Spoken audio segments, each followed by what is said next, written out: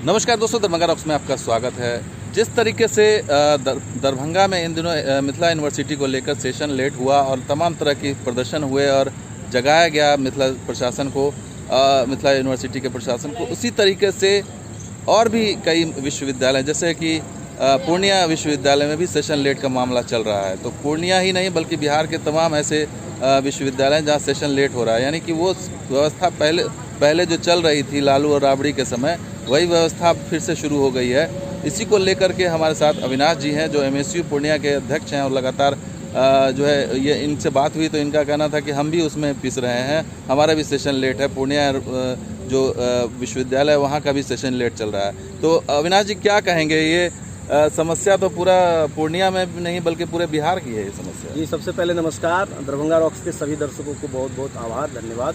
आपने पूछा पूर्णिया यूनिवर्सिटी के बारे में। मैं बताऊं कि पूर्णिया यूनिवर्सिटी जब उदय हुआ तो वो समय था 2018 का। उससे पहले हम लोग BNMU में थे। तो BNMU से इसी बात पर हम लोग अलग हुए थे, मतलब हम लोगों की हाई डिमांड थी गवर्नमेंट से कि हमें एक अलग स्पेशल यूनिवर्सिटी दिया जाए, कि वहाँ हम लोग का बहुत सारा सेशन लेट होता था। यानी 5 साल, 6 साल, 4, 4.5 साल से तो कम में आपको ग्रेजुएशन की डिग्री नहीं मिलने वाली थी।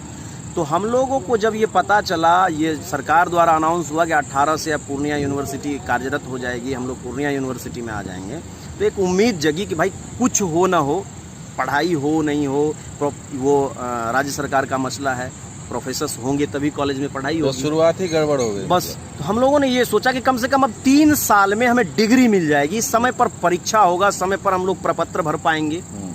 लेकिन हुआ उसके बिल्कुल उलट। आपका भी जैसे डिग्री मिलना था? मैं बता रहा हूँ, मैंने 18 में ही एडमिशन, जैसे ही पूर्णिया यूनिवर्सिटी स्टार्ट हुआ, मुझे बहुत शौक था कि मैंने ग्रेजुएशन तो कंप्लीट कर ही रखा था। मैंने सोचा कि क्यों ना कानून को समझे, इसलिए लॉ कर लें। LLB में मैंने पूर्णिया यूनिवर्सिटी में एडमिशन करा लिया। उसके बाद से अभी तक सिर्फ और सिर्फ मेरा एक पार्ट 1 का एग्ज़ाम हुआ है, पार्ट 2 अभी तक पेंडिंग है। आप समझ सकते हैं, जहां हमको पार्ट 3 का डिग्री सर्टिफिकेट मिल जाना चाहिए था 21 में, वो आज तक हमको पार्ट 2 और पार्ट 3 का एग्जाम में। इसका क्या कारण बताइए? देखिए, कारण सबसे बड़ा एक ही बात है कि आप अनाउंसमेंट और घोषणाओं की बौछार करते रहेंगे, इंफ्रास्ट्रक्चर को डेवलप करेंगे ही नहीं, आप टीचर्स को लाएंगे ही नहीं, आप यूनिवर्सिटी में कर्मी बहाल करेंगे ही नहीं, कैसे होगा? और जो भी लोग आप लेकर के आ रहे हैं वो अपने रिश्तेदार को लेकर के आ रहे हैं, रिश्तेदार को लेकर आ रहे हैं। उनका काम है सिर्फ यूनिवर्सिटी में बैठ के भ्रष्टाचार करना। सरकार क्या आपने अभी कुछ देर पहले लालू जी की शासनकाल का बात किया था, उस समय भी वही नीति थी कि लोग पढ़ लिख जाएंगे तो सवाल होंगी। आज भी वही नीति है कि लोग पढ़ लिख जाएंगे, सवाल होगा। अगर ये नीति नहीं होती, मैं पूछता हूँ, आप यूनिवर्सिटी बना रहे हो, एक यूथ, एक जो बिहार के निम्न स्तर के लोग हैं या मध्यम स्तर के लोग हैं, जो हाई फाई हैं, तो उनके लिए दिल्ली वगैरह है ही, कहीं भी पढ़ लेंगे। लेकिन मध्यम वर्गीय लोग की पढ़ाई का जो साधन होता है, उसके सामने का यूनिवर्सिटी होता है। उस यूनिवर्सिटी में आपने ऐसा गंद मचा करके रखा है, ऐसा गंद मचा करके रखा है कि न तो समय पर परीक्षा हो रही। मैं अपने यूनिवर्सिटी के बारे में क्या बताऊं, ऐसे ऐसे कोर्स हुए वहाँ, ऐसे ऐसे कोर्स का एडमिशन ले लिया गया जिसकी मान्यता ही यूनिवर्सिटी के अंदर नहीं है, और वो VC अभी कार्यरत हैं क्योंकि चढ़ावा लेकर के पहुंचते हैं नेताओं के पास। ऐसे VC को, ऐसे वाइस चांसलर को किसी यूनिवर्सिटी में रहने का अधिकार है कि आप किसी बच्चे को एडमिशन ले लो, उसका पैसा ले लो, एडमिशन चार्ज ले लो, और बाद में बता दो कि भाई ये कोर्स का हमारे यहाँ मान्यता ही नहीं है? इस तरह की घटनाएं होती है बिहार की यूनिवर्सिटी में, और बिहार सरकार हाथ पर हाथ धरकर सोई हुई है। तो आप क्या करेंगे? आपका देखिए, अभी हम लोग पूर्णतया एक आंदोलन अभी LNMU के लिए हुआ था।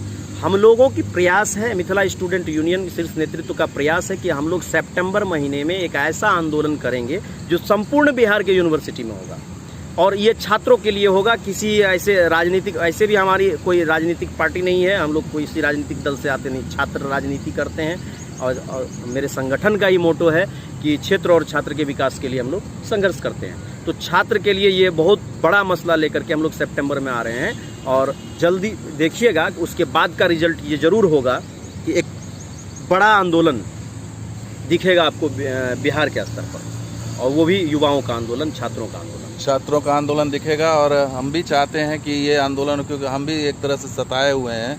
जब हम आए थे दिल्ली, यहाँ सेटल हुए थे, तो वहाँ भी ऐसी स्थिति थी कि जो 3-3 साल 4-4 साल लेट था, और जब हम यहाँ पास आउट हुए, अविनाश जी ग्रेजुएशन किया, तो जो हमारे सीनियर थे वो हमारे बराबर हो गए वहाँ। बिल्कुल बिल्कुल ऐसा ही हुआ है। मैं खुद बता रहा हूँ, BNMU में मैंने 5 साल 15 से 20 के 13 से हमको 17 लग गया आपको ग्रेजुएशन फाइनल करने में।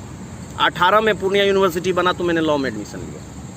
लॉ में एडमिशन लिया, और आप ये अभी आंदोलन तक डिग्री नहीं मिली है। और ये 3 साल से एयरपोर्ट का एक मसला चला करके हम लोगों ने क्या किया, लोगों को बताने का प्रयास किया कि हम लोग हैं यहाँ, यदि आप साथ देंगे तो जो भी मुद्दा आपसे जुड़ा हुआ होगा उस हर मुद्दे पर हम लोग संघर्ष करेंगे। तो जन की ताकत जब आपके साथ हो जाती है और आप निस्वार्थ भाव से जन के साथ चलेंगे तो फिर आपको कोई टारगेट नहीं कर सकता। और अविनाश जी को लगातार जो मुद्दे उठा रहे हैं वो आम लोगों से, आम युवाओं से जुड़े मुद्दे हैं, शहर से जुड़े मुद्दे हैं, इलाके के पिछड़ेपन से जुड़े हुए मुद्दे हैं। ये बड़ी चीज़ है, और आने वाले दिनों में और भी ऐसे मुद्दे उठाएंगे, ऐसी हमें उम्मीद है, और उसमें कामयाब होंगे, ऐसी मैं शुभकामनाएं भी देता हूं। आपने समय दिया अविनाश जी, बहुत बहुत धन्यवाद आपका। और हम लगातार आगे भी इसको ट्रैक करते रहेंगे कि आखिर जो है वहाँ की जो शिक्षा व्यवस्था है, स्वास्थ्य व्यवस्था है, उसको लेकर के आप क्या कर रहे हैं, और उसमें हमारा समर्थन भी रहेगा, हमारे चैनल का भी समर्थन रहेगा। तो शुक्रिया आपका समय देने के लिए, धन्यवाद। बहुत बहुत धन्यवाद।